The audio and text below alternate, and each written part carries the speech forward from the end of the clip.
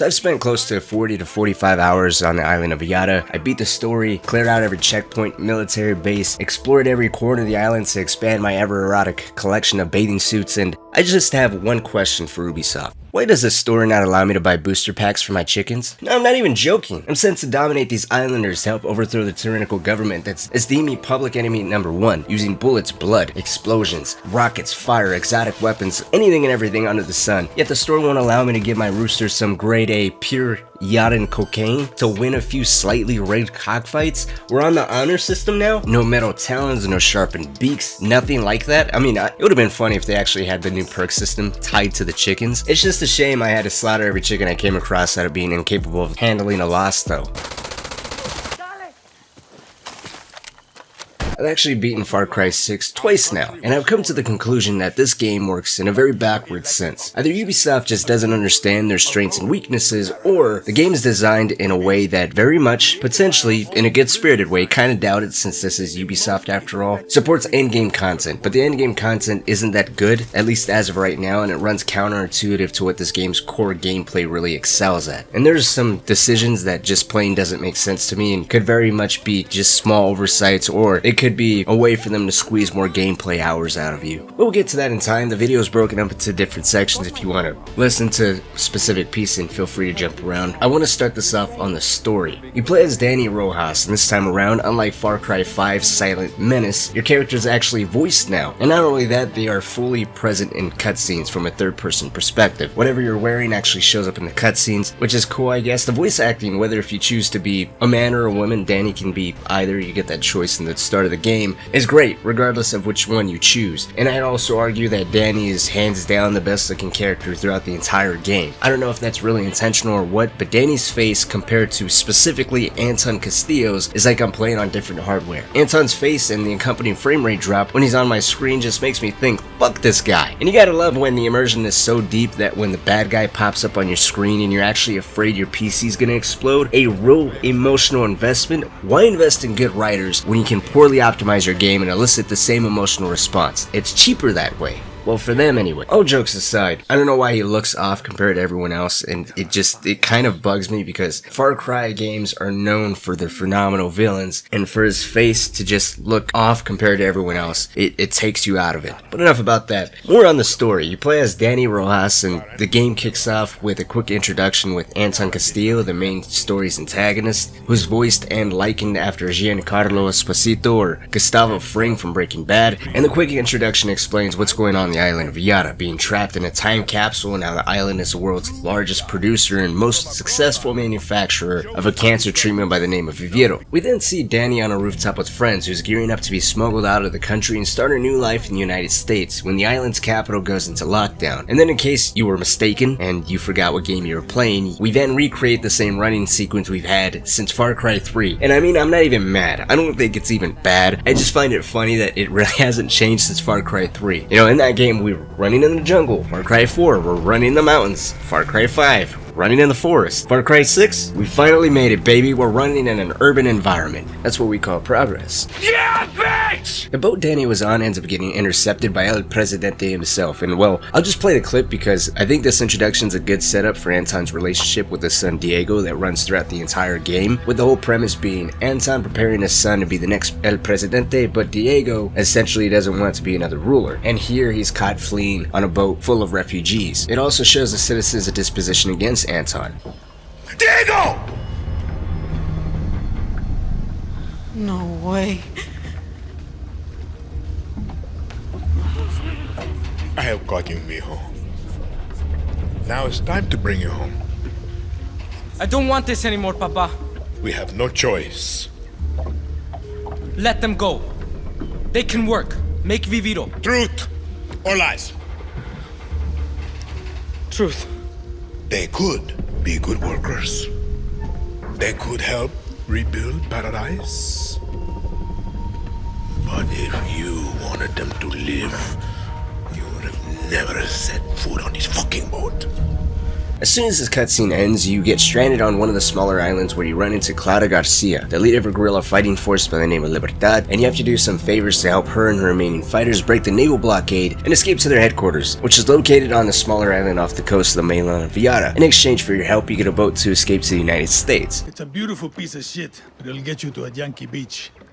One with the naked fatties. And this whole section ultimately plays as a giant tutorial system where you get to become familiar with the core characters involved with building Libertad's revolution, learning how to get around, taking down checkpoints and bases, scavenging and looting for better gear, learning supremo weapons, which are rechargeable devices with a vast range of uses and applications, but the initial one given to you grants a missile barrage that actually seek out enemies and vehicles. You also learn about the workbench, crafting attachments, mods, and the importance of different ammunition type for the right enemies. So as you can imagine, it's quite a lot to juggle. Within you're introduced to Guapo and the companion system, and how you basically have to scavenge to find better weapons abroad, and it's quite a lot, so it's better to take your time and really explore this smaller island before progressing the story forward and heading over to the headquarters. But once you reach the HQ, the game takes a very similar approach to Far Cry 5's story, where Yara's mainland is divided into 3 sections. You can liberate any of the sections at your own will. Each section is ran by one of Anton's head of government, and each section has a small, I guess you can call it resistance movement that you're meant to make contact with and try to get them to join and fight under the universal banner of Libertad. You have the western part of the island called Madrugada, ran by Anton's nephew, who's a slave driver and forces people to grow the viviro tobacco, where you're sent to connect with the Montero family, a family of farmers long respected in the area that's actively trying to free the enslaved farmers. Then you have the central section known as Valle de Oro, ran by the Ministry of Culture. This section of the island is where the propaganda centered around the viviro production and the good face of Anton's government is based out of. In this section you have Maximus Matanzas, a group running their own counter-propaganda over the radio, destroying billboards, trucks, and re-education programs to help break down the fake Yarans. And finally, in the east, known creatively as El Este, you have foreign interest in the island's natural resources and lucrative production of viviro that's then shipped worldwide. And now Este, it's kind of interesting because there's a lot of world building in terms of narrative and things you can find around here. The Legends of 67, which are basically the guerrilla fighters from the revolution from 1967 that ended up killing the president of Yara at that time, which was actually Anton Castillo's father. And there's a bunch of notes and things you can find. There's actually a treasure hunt you can do where you find an entire shrine dedicated to Anton Castillo's father and, for lack of a better word, the royal family or the presidential family at that time. But you're sent there to bring the Legends of 1967 on board because they are heroes, but they really don't want anything to do with this current revolution. And there's actually another smaller resistance movement by the name of La Moral. And when you're first introduced to these two groups, you see that there's a level of disrespect between the two. La Moral sees the Legends as being lazy and not really having a proper sense and really freeing Yara. Well, the Legends of 67 believe that La Moral are a bunch of kids just playing with guns, causing a bunch of unnecessary injuries towards civilians. And I think the small dispute that you see between these two groups really embodies the entire story of Far Cry 6. I don't know if I really want to say it's bad, it just seems almost phoned in. And I think it comes off like that due to all the things being juggled at once. You have each section, you're introduced to one or even two main enemy leaders, along with 1 to 2 or maybe even more characters that are running their own resistance movements that then have their own personal reasons behind what they're doing and why they're doing it. And it comes to a point where you really don't have enough screen time or is given enough time with anyone to really give a damn about what's going on with them. The small dispute between La Moral and the Legends of 67 really only lasts 2 or 3 main missions, and then after that they join sides. I mean, sure, they might say something smug to each other here and there, but it doesn't really last long. And that's really the case with each one of these sections. I think if the story was more centered around the relationship between Anton and Diego with maybe a more direct narrative approach and not so much of a free will take of freeing Yara, the story would have been much stronger. The moments where you see Anton and Diego interacting with one another were the more enjoyable cutscenes,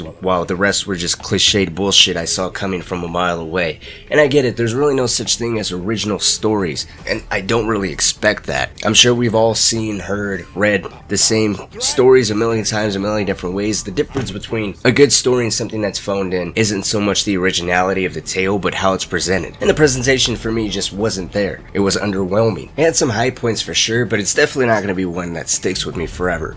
I will say though, on the bright side, the ending, I absolutely loved it. I don't know why. Maybe it's because one of the few things I didn't see coming in the story, but the ending of what happened to Diego and Anton was phenomenal. And don't worry, I'm not going to show it now. I'll probably show it at the end of the video, but I'm curious, if you guys did play the game, what do you think about that ending? Because because for me it surprised the hell out of me. But story overall, if anything, it feels like it's a means to serve the ends, or in other words, it's really here just to serve the gameplay. And luckily for us, the gameplay in this game is amazing. Now with Far Cry 6, Ubisoft did a number of things differently, so for simplicity's sake, I want to tackle gameplay in a few different ways. I want to start this off with world and gunplay. They tied in a little bit of RPG elements to Far Cry 6's story to kind of keep the pacing at bay. That way you can't bum rush the entire thing. You get a rank, enemies get a rank. As you progress and hit certain milestones in the story, the entire island of Yara all gets boosted up one level. And the game does have two different difficulties. You have story and then you have action mode. Action is more reliant on this level system, as well as enemies have different weaknesses in this game. You know, you're encouraged to use different ammunition types for different situations, for different enemy types. If an enemy has a helmet or a bulletproof vest, you're encouraged to use armor-piercing rounds, because if you use soft target rounds, those are bullets that are used on enemies that don't have any type of armor at all, and you're basically just wasting tons and tons of ammunition. On the reverse side of that, armor-piercing rounds work wonders on bulletproof vests and helmets, but they don't really do anything on vehicles. You need explosive rounds for vehicles, and explosive rounds don't work on people, at least not that well. I mean, you can still use it, but it's going to go back to you wasting a lot of ammunition because you're not using the right ammo type on the right enemy. To craft different ammunition types or craft weapon attachments like laser sights, red dot sights, or suppressors, you have to scavenge for the resources needed to improve your gear. The primary source for everything is gunpowder. You can find gunpowder in F&D caches that are scattered around Yara. You can find them in military bases and checkpoints. You get them for completing side quests. You really get it for doing everything. And what I like about this is the system isn't really punitive if you want to use the wrong ammunition type. It becomes more of a nuisance, so you're encouraged just enough to play with the right ammo type. Things like suppressors and all your attachments also don't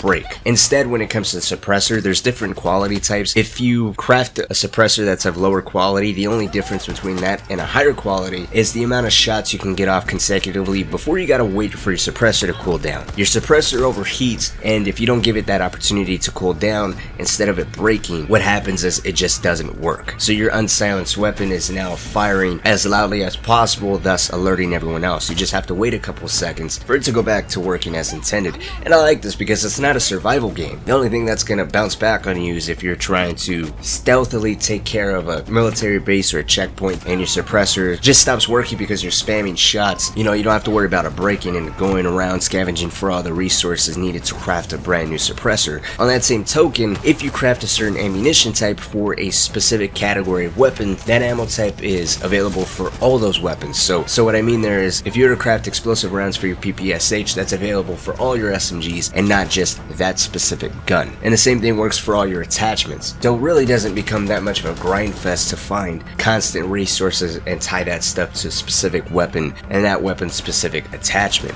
Everything is really tied to exploration. Resources to upgrade your gear. New guns are found in military bases or by completing treasure hunts. You can find new clothes via exploration as well. The clothes, while a point of irritation at first since they do replace the perk system, there's no perk system in this game. Chain assassinations, faster movement after sliding, more ammunition to carry, higher resistance to certain things are all tied to your clothes and what you're wearing. It took some time to warm up to it, and while I don't know if I want to say it's better or if I prefer it over actively working towards perks and things to unlock, it did have its own uses. Unlike changing your ammunition type or attachments, which require you to make your way over to workbenches and swap that stuff out there, clothes can be swapped out on the fly. It allows you to change how a fight's going. Maybe you want to run around with a flamethrower and not want to be caught on fire. You can throw in a bunch of fire resistant gear. Or maybe you want to move faster while crouched yet have a resistance to explosions. You could swap out your shoes and pants to do so. Your supremo weapons can also be swapped out on the fly, which makes things a whole lot easier. For traversal, the Fuego Supremo gives you a directional dash that you can use at any time in any direction, forwards, backwards, side to side. It's great for getting around. I was actually using that and just the wingsuit to travel everywhere. I really didn't hop into any vehicles, but when it came to killing, I instantly swapped out the Fuego Supremo for the Assaulter, which was the missile barrage, or I would equip the Triada Supremo with the accompanying rifle. And just that combination alone, you can take everything on without anyone ever seeing you. The Supremo envelops you in smoke, highlights enemies around you, and then the rifle allows you to actually shoot through walls. You can even take out pilots with this thing. Hands down my favorite supremo and weapon combo. No one will see you coming. I have it where it kills with my reserve weapon, which are the unique guns like the nail gun, the minigun, or this rifle, recharges my supremo faster, my supremo lasts longer, and headshots return my reserve weapon ammo. So there's this constant loop of me sniping enemies, getting all my ammo back, and constantly being enveloped in the smoke, allowing me to constantly see everyone. But speaking of weapons, there's about 100 guns in this game, and I'm not even lying. I took it upon myself to count all the guns I've seen on the screen. Now mind you, there are some duplicates. I have different PPSHs, I have 2 or 3 different MP40s and AK-47s. There are different weapon rarities as well. The weapons, like the attachments, don't break, but the way the system works is unique weapons are guns that are already found with attachments and attributes tied to them, and those can't be changed. If the gun has a suppressor or fires incendiary rounds, it's like that. You can't swap out those attachments. It comes as it is. Weapons with lower rarity that you find just have up to 2 or 3 attachment slots, while a higher rarity can support more attachments and maybe a weapon mod. A weapon mod can just be a small damage boost on top of the attachments that the gun already has. And this results in an AK-47 that's unique, already has the attachments, while a regular AK-47 you find out in the wilderness can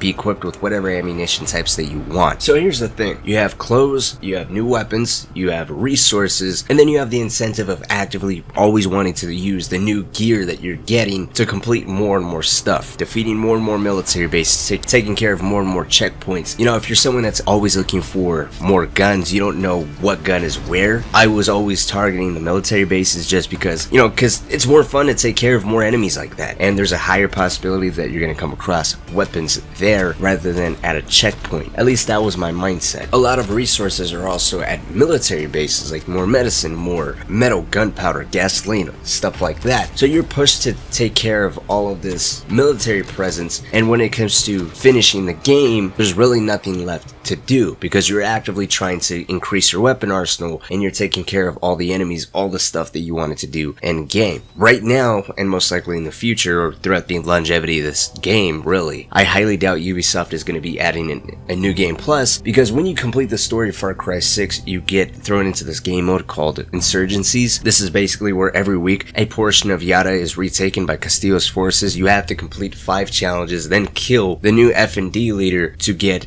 a unique weapon, a key to a dead drop that can really only be accessed in a specific game mode, which are the operations, which in my opinion fucking suck. They are not enjoyable in the slightest. The best way I can explain them is you're basically dropped into a completely different area of the game that I don't even think is accessible in the main game. I think they're brand new areas, but you're taken to these areas, you have to sneak into an enemy encampment and steal away a weapon of mass destruction or some shit like that. So fucking stupid. But at the outset of this level, you're dropped into this brand new area, you don't really know where you are, you know that you're supposed to sneak into an enemy encampment, whether it be at an airport or an abandoned amusement park, wherever this weapon mass destruction is hidden. You can't pull up your map to get an idea of where you are. You have to use the maps in the environment that are posted around to try and figure out where you are and what direction you have to head in to escape or to go and get this weapon. Once you figure out where this weapon is, you got to pull it out of its cooler, and because it's prone to overheating, you have to constantly move from shade to shade. You have to find these little water holes to water it down to get it to cool off, otherwise you're gonna explode. And it's a mixture of enemies constantly spawning and patrolling the areas, you having to move from shade to shade to watering holes, not knowing where exactly you are. If you get lost, which your first go at any one of these operations you will get lost, I can guarantee you that, then it just draws out the entire mission much longer. I would say that this experience would be much more palatable with friends, which you can play this with friends, but the problem is I played this on PC.